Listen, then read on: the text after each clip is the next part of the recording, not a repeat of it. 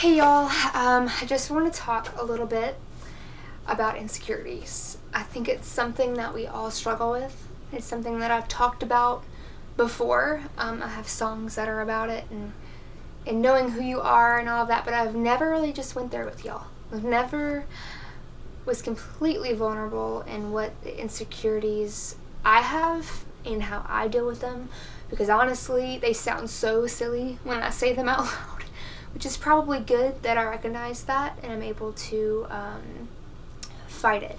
And so I just want to talk a little bit though about what I struggle with. And so some of my insecurities, they're so superficial in the grand scheme of things, but acne. I struggle with acne. I have for years. I don't really know what's going on. I'm 26 years old and I'm dealing with it, but that's okay. This is just where I'm at and I'm going to embrace it. Another thing is my side profile. It sounds so silly, but my side profile on my ears, like I cover my ears up and I avoid pictures from my side profile because, and just hear me out on this, y'all. It's only taken one person years ago to say one thing, and I've let it plant in my heart and grow and create insecurity, when I should have taken that and I should have threw it down and recognized my identity then. But I didn't. I don't know why. I let the lie grow and I let the lie speak louder than I should have. And honestly, I have learned that is exactly what that is. It's a lie straight from the enemy. And God would never say something like that to his children. He loves me, he created me, and he thinks I'm beautiful exactly the way I am, but it's only taken one person to say something, and I watered that seed, and I let that insecurity grow bigger and bigger and bigger. And I think it's important to realize, like, look, we're created in God's image. When you have an insecurity coming through your mind, you throw it down and you say, no, I'm created in God's image. God created me as imperfect as I am, and God created everything else in this universe. He created me in his image because that's how much he loves me. That's what you say.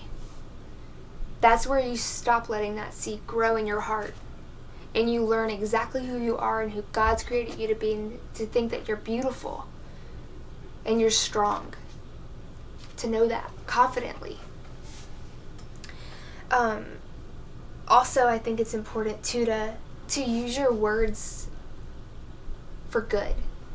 And I think a lot of us don't always realize sometimes things just slip out and we say things that may be hurtful to people and we don't realize it. But when we really stop before we speak to think, is this going to bring life or is this going to bring death? I think that's so important to remind ourselves. In 1 Thessalonians 5:11 it says that. It says, therefore encourage one another and build each other up, just as you're doing. We're all brothers and sisters. You hear it all the time, but we all are one. And we only have one goal here. That's to serve Jesus, to know Jesus, and to spread his word. Whether that's through our actions, our words, music. It's one goal. It's to make heaven bigger. All these insecurities, all these hurtful words, all of that is so small compared to what our real goal here on earth is. I think it's important to know that you're not going to look the same as someone else. Your calling is not going to look the same. Your voice isn't going to sound the same. Your clothes aren't going to look the same. Because you're you. Like, God created you for you. You're not going to be like someone else. And when you realize that, you're able to be confident in that, in who you are. I think one thing that I've struggled with, and I've learned for sure over the past couple of years, but something that I believed wholeheartedly was I was not good enough for music. And I said that. I said it out loud when I first started. I'm not good enough for this. So many people can sing way better than me. Why me? Like, why me, God?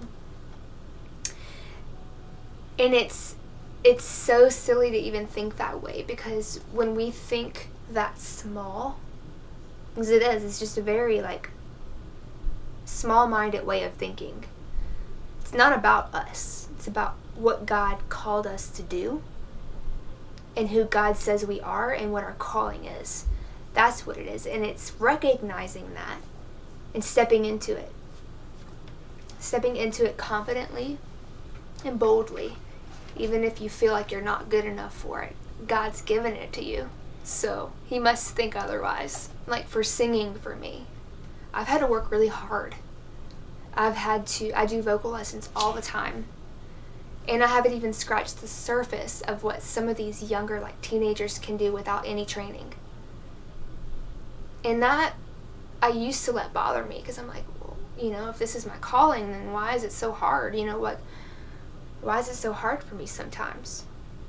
And God constantly reminds me, like, this is not about you, Brooke.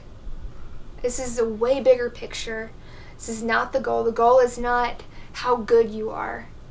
It's not about that. It's about how we are allowing God to use us. And so God's given me music to share my story and share songs he's put in me and share stories I've always promised myself I would never talk about. If it wasn't for music, I would have never shared my story. And so that was all part of God's plan a long time ago. When I realized that, I'm like, okay, all right, I'm going to step back. I get it, God. You got this thing. I'm going to let you do your thing. I'm going to let you use me however. I don't like to be used, but I like to be used by God, and that's the only way I'll be used. And so, one more reminder for you. 1 Peter 2:9. You are chosen people, a royal priests, a holy nation, God's very own possession. As a result, you show others the goodness of God, for he called you out of the darkness and into his wonderful light. You have royal identity, y'all. Like, wow, when you really think about it, like the king on the throne calls you a son and daughter. He loves you that much that he's put something inside of you to share with the world, because we all have one goal, and that's heaven. And so I just want to encourage you, to realize insecurities are so small in the grand scheme of things. To realize who you are, your royal identity, and that Jesus loves you exactly the way you are. So I love you. I'm here for you. And just know, Jesus wins in the end.